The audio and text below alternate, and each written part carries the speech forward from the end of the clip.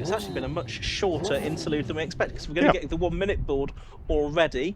How long are we going to have? 14 minutes this restarted race. So we're only losing 6 minutes, aren't we? Because it was due to be a 20-minute race. So revs are rising.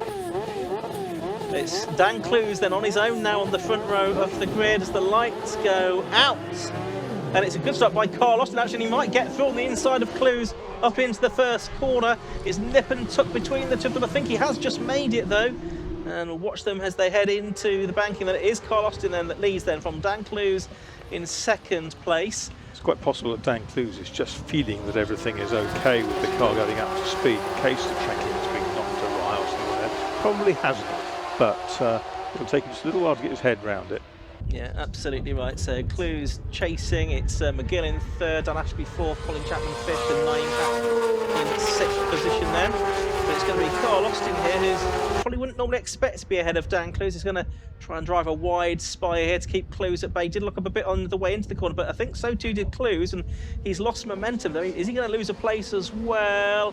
No, he just about holds on, but you've got McGill and Ashby ganging up on him, and this has given a useful lead here to Carl Austin as the next three battle. And that was that Ashby looked up the good side of McGill. Didn't quite make it, backed off out of it. It's 44, Carl Austin. One is Clues in the Mattel, then it's McGill. Colin Chapman there with Nankang chasing him down. Through they come.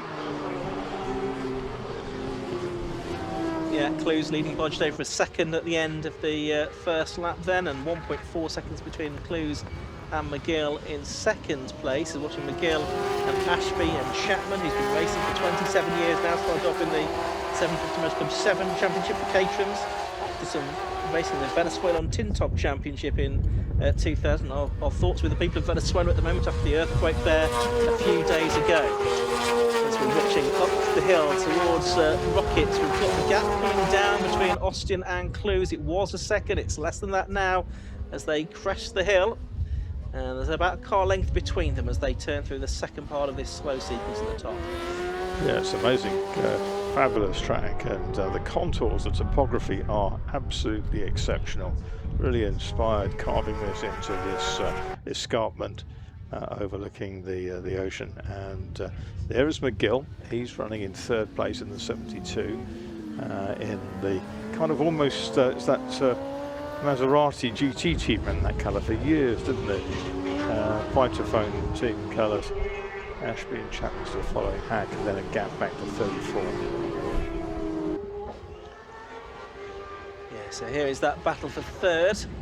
McGill and Ashby coming through. Very close together to one another there. Last time these cars were out were very different venues on the Silverstone Grand Prix circuit, where they shared a grid with the 750 Motor Club Sport Specials Championship. Noah Osbaldson swept all before him there. Not going to do so in this race, however. Dempsey's Championship hopes. He had a non-finish here. I think they are still count. You do still get the points for the next position you would have been in the finishing order had you been classified for non-finish in this particular championship this year. Here are the top two, Austin and Clues. Can Austin, for the next 10.5 minutes, keep the more experienced Clues at bay? You can see from the number 1 on the side of his car that he was the champion last year in Sports 1000. He'd been runner-up the previous 2 years.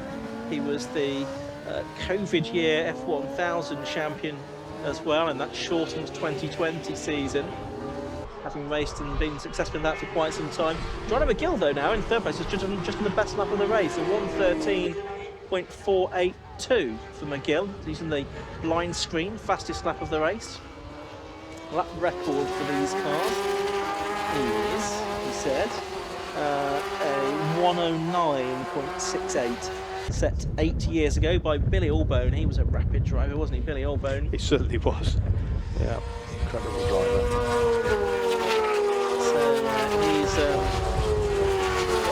I don't think he's going to be on the flat this weekend. It's several seconds faster than... And it's far too hot. It is. It's getting very close up at Rocket, isn't it? Because we've got Clues stalking down the race leader, Carl Austin. There is Dan Clues. in car number 1. But McGill's catching, isn't he, the top 2 here?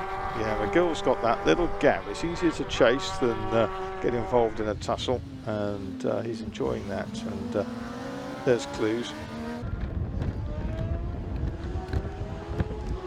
Yeah, Clues in the number 1 car from Newcastle. He's now got the fastest lap as well, a 1:13.188, so chisels a bit more off the best time. It is the blind screen fastest lap of the race. Going to change further back down the order.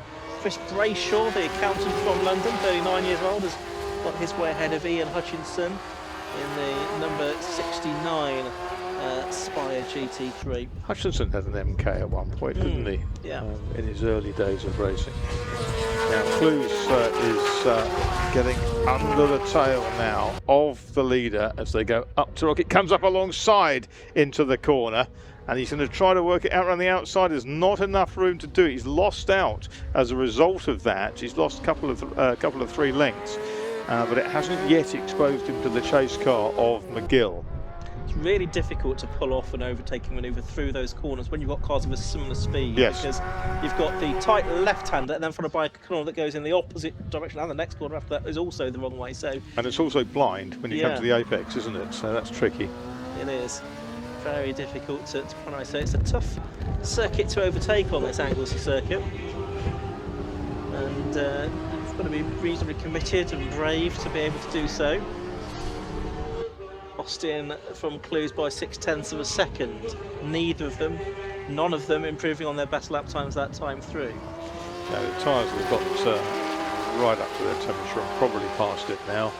And incredible how these cars are made so low, the Spires and the Mittels. Very, very low sight line. And again, you can see Clues hurtling through the right-handed kick up. It takes a little bit more speed there, but he's not close enough to have a go. He'll know from last time round that he's got to try somewhere different, and he's much closer as a result. He's got it down to probably about 3/4 of a car length between them, and they chase their way down through that sweep. It's quite reminiscent of one of the sweepers at Cadwell Park, isn't it? Chris Kerr. Yeah. And then they start to plunge downhill into this remarkable corkscrew, named or inspired by that wonderful corner of the same name at Laguna Seca in California. Remember those Can-Am photographs of the 1960s, the cars coming through there? Amazing. It's a great feature. Oh, this is on a spinner. It's Liam Hack out of the final corner, and he's fortunate to keep that out of the pit wall. He's spun across to the outside of the circuit to the club circuit link road there. And I think his car is going to fire up. He's waiting for the gap. I think he might have just clipped the curb on the outside, which derailed him. So he's back into the race. Meanwhile, Carl Austin still has Dan Clues for very close company. Up through the right-hander they go, and Clues goes to the right-hand side, tries to get alongside. Oh, and he's done it this time. There's contact between the two of them, though. It was the Austin on the left, Clues on the right. No real harm done, I don't think. I think it was just bodywork touching each other, but there was certainly a bit of hip and shoulder there as they went through Rocket there, and Clues showing how committed he is to getting through, but couldn't quite make it work, and it showed how difficult it is to do that here. So it's still Austin, and you can see, I think, the tyre mark from Clues' car now on the number panel on the right-hand side of his car. But they both survived, which is great news. And all the while, I should think that Jonathan McGill in 3rd place was thinking to himself, "Ooh, I might benefit from this." Yes, exactly. And he's been racing in Sports 1000 for a long time as well. Winless so far, but he's come close. Maybe today could still be the day. And here, so this part of the circuit, you'd sense that Clues is probably a bit quicker, or perhaps a little bit more committed. And he's pushing. He's not quite as close up into Rocket this time. It's not into Rocket. He's going to make that move. I think if anywhere, it'll be later in the lap. It's not particularly wide up there. There's not a lot of options in terms of the line, but he's making a good fist of it. Absolutely great race. This 4 minutes a bit left, so probably 4 laps I would think at the end of this one. Coming through now, so that's going to make it a 12 lap race. Yeah, 2 different types of chassis, similar power, and so evenly matched. Little wiggle going through target for leader Carl Austin, result of which Clues just sneaks a little bit closer. There's probably 4 lengths between them coming down onto the sweeper, and then it starts to go uphill through Church. There's a chapel down there on an island, and up the outside goes Clues. Quite enough, not quite able to make it work. It's almost a stop there at the top, isn't it? It pretty much is, isn't it? 3-point turn and continue. Yeah, it's, I'd say, unique on a British circuit, isn't it? That corner, that type of corner. But yeah, you are very nearly coming to a grinding halt there, and before turning the car through, more than 90 degrees. So with just 3 minutes to go now, it's Austin, Clues and McGill.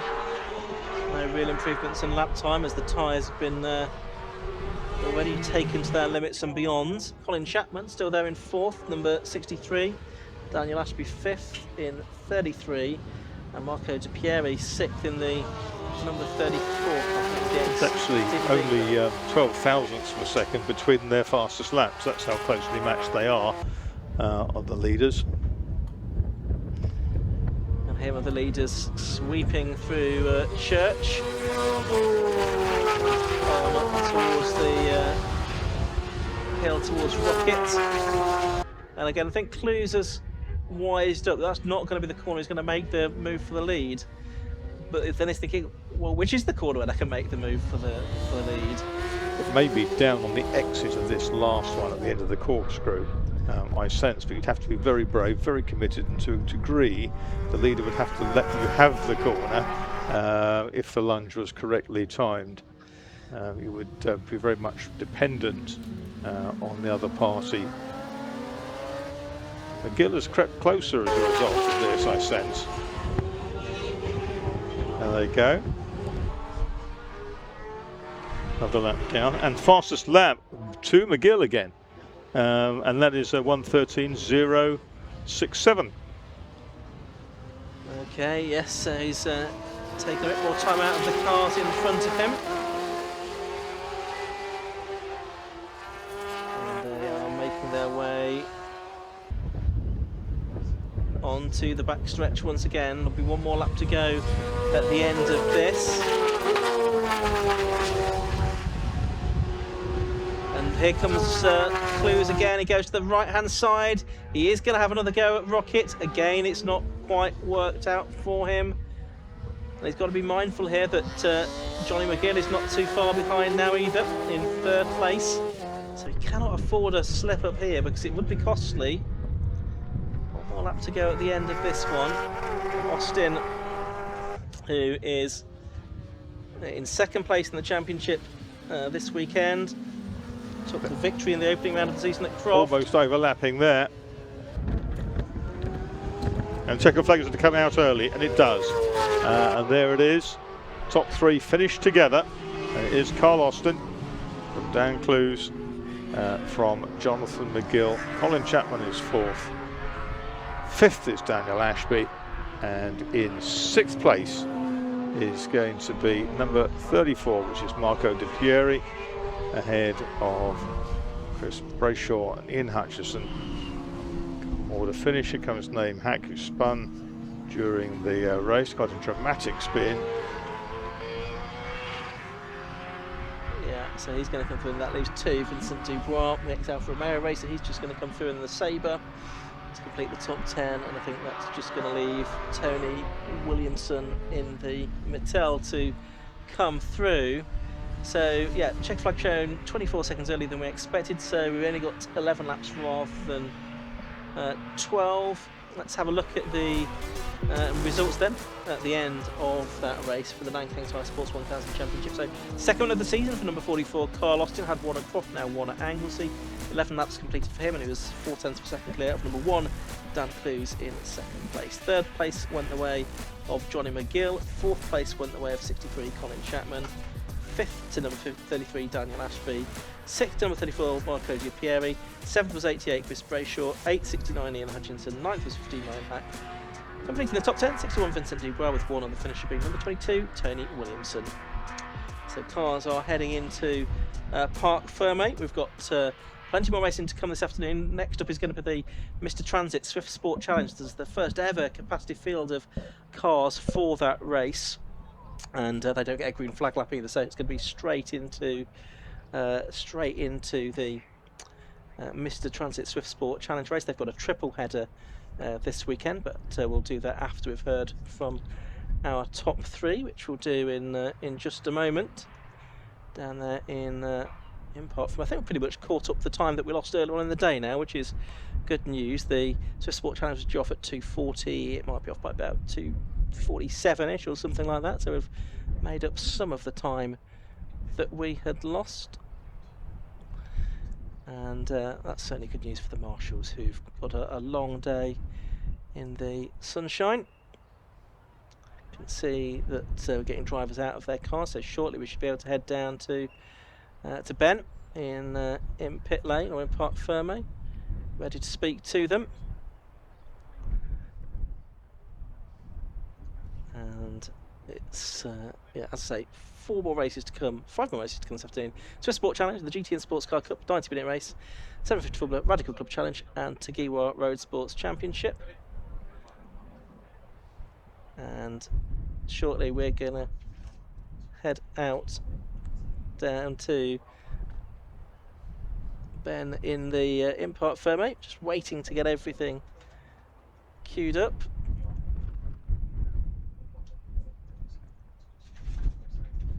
So we'll be with them shortly, and be able to hear from them in just a moment. And then we've got the Nankang the Swift Sport Challenge cars about to come out very shortly on this warm afternoon here at Anglesey. I think we can now go down to Ben McCarthy in Parc Ferme. Carl, well done. Right, let's speak to Dan. Dan, oh sorry, there's Dan. Got mixed up there. Second, Dan. That was a race full of epic battles, particularly the start and the restart. Absolutely incredible. What was it from your perspective? It was quite an entertaining race, really. Obviously the first start, Noah had a bit of a problem. And the guys were working flat out to fix it. And as he turned into the left-hander at the top of the hill, the car just flipped round on him, and I got absolutely nowhere to go. So we sat there sort of apologising to each other, and nobody, apart from the contact at the end, there was nothing in it at all, so no issue with that. But then I'm shuffled back to the front, right, make a decent start, and we'll get away, and we'll drop these. And that didn't quite work. Cole got down the inside into the first corner and robustly showed me where the exit of the track was. And then I couldn't quite make a move stick throughout the rest of the 20 minutes. So, yeah, good race then. Thank you for the action. We enjoyed it. Look forward to seeing you again soon. Right, then. Jonathan, love it. I'm on the podium. Well done. I mean, we talked about what a crazy, grueling race that was. I mean, you might as well be the winner. You're elated. Well, no, I am. I don't get on the podium. It's only the second time I've been on the podium, and it's such a good race series, you know, so cheap to run and stuff, and we've got a great garage. And Tim Gray looks after it all, you know, so it's fantastic. And to get on the podium, I mean, yeah, don't get there very often. Yeah. Well, we've still got another race this weekend. I know. So you're not going to be distracted by that, are you? Or you going to enjoy the moment? No. I mean, my lap times weren't that fast, so really, I've got more to go. Really, I should have been hunting them down more. Yeah. So looking forward to it.